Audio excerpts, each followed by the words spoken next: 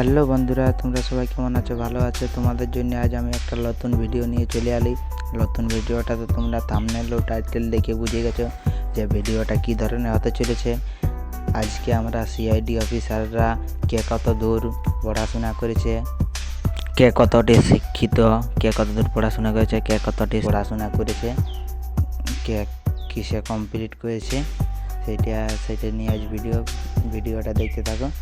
এই ভিডিওতে একটা লাইক করে দাও, আর এই চ্যানেলে নতুন হয়ে থাকলে চ্যানেলটি সাবস্ক্রাইব করে দাও, আর ভিডিওটা প্রথমে লাস্ট পর্যন্ত দেখার অনুরোধ রইল। তাহলে ভিডিও শুরু করা হোক।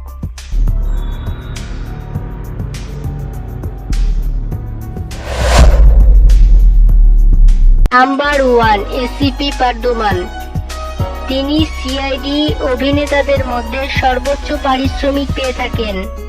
এসিপি স্যার মুম্বাইয়ের বিশ্ববিদ্যালয় থেকে পড়াশোনা করেছেন। তার শিক্ষাগত যোগ্যতা পদার্থবিজ্ঞান বিষয়ক স্নাতক ডিগ্রি অর্জন।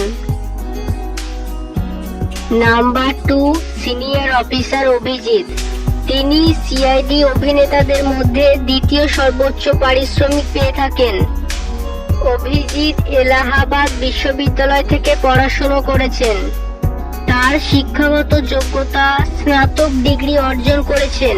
নাম্বার 3, সিনিয়র অফিসার দয়া। তিনি সিআইডি অভিনেতাদের মধ্যে তৃতীয় সর্বোচ্চ পারিশ্রমিক করেছেন। তার শিক্ষাগত যোগ্যতা বাণিজ্যিক বিষয়ক স্নাতক পাস। নাম্বার 4, ইন্সপেক্টর বিবেক।